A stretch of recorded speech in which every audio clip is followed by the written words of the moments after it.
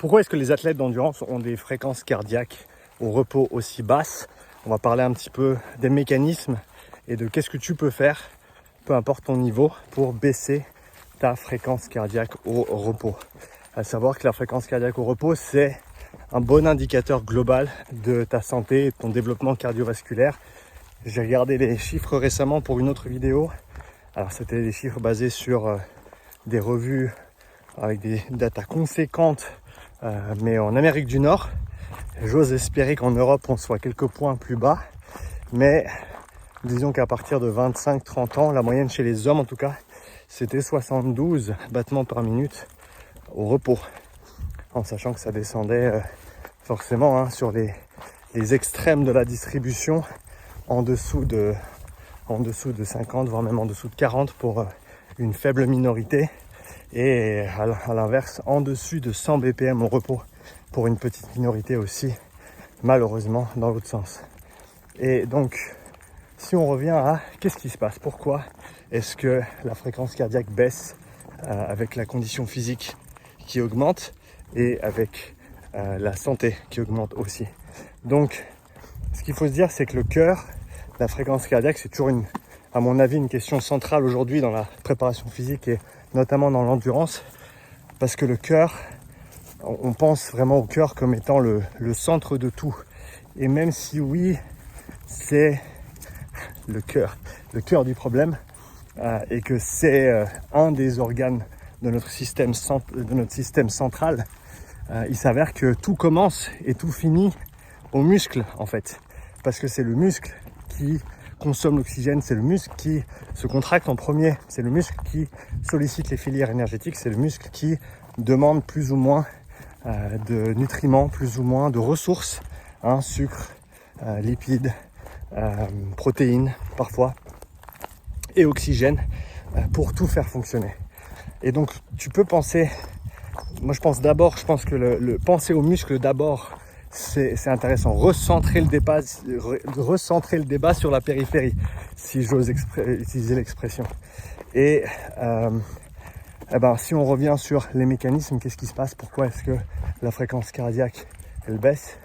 On pense d'abord souvent au cœur qui s'agrandit, et ça forcément c'est un élément ou une adaptation qui prend place avec l'entraînement. Et je pense qu'il faut une chose à démystifier un petit peu, c'est que à ma connaissance en tout cas, et d'après les spécialistes du cœur à qui j'ai parlé, il n'y a pas un type d'entraînement qui permet de faire agrandir le cœur. En fait, c'est pas la zone 2 qui fait grandir le cœur et les autres entraînements qui font pas grandir le cœur.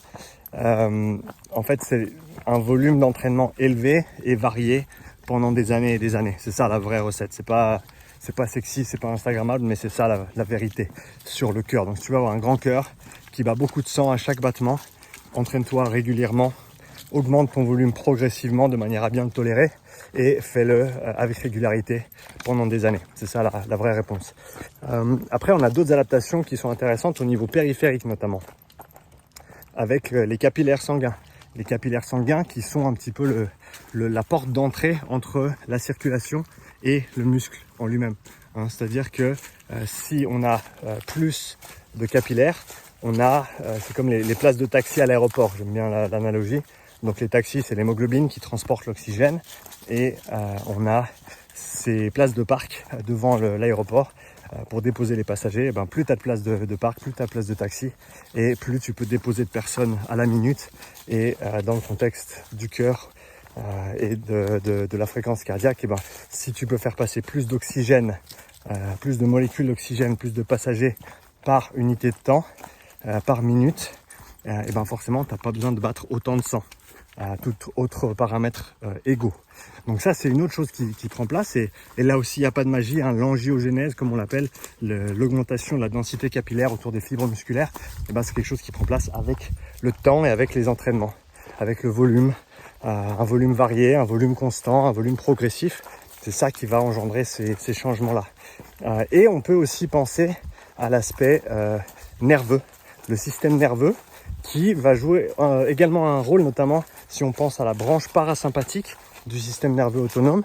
On a deux branches dans le système nerveux, comme Anaël Aubry le dit bien, on a l'accélérateur et on a le frein.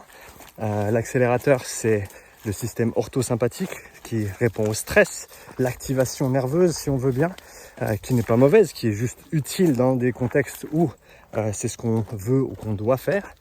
Laisse-moi juste passer sous le fil de papy. Et on a l'autre branche, left, que pourri. J'ai le toutou avec moi.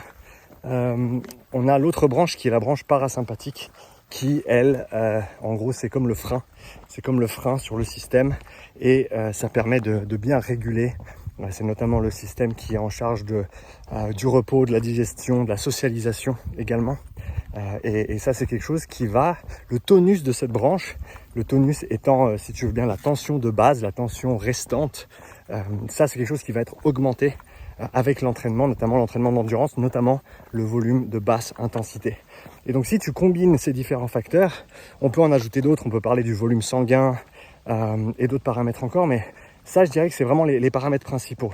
Le cœur qui grandit, les capillaires qui augmentent et le tonus parasympathique qui augmente aussi avec le volume d'entraînement et notamment le volume de basse intensité.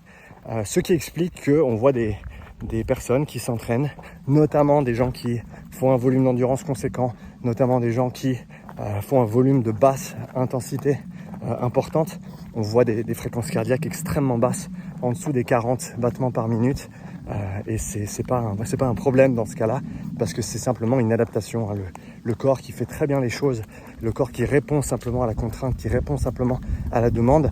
Et tout ça fait qu'on a un système cardiovasculaire, mais simplement un système métabolique au sens large qui est en bonne santé. Ça aussi, c'est intéressant, parce qu'on parle de système cardiovasculaire, hein, c'est un peu le centre du débat à l'heure actuelle, VO2 max et compagnie.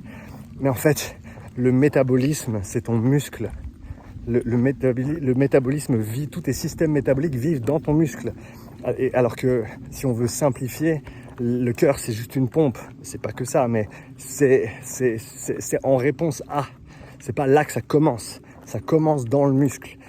Et ça, je pense que c'est encore une fois intéressant de recentrer le débat sur la périphérie et de se dire que le cœur n'est là que pour répondre aux muscles.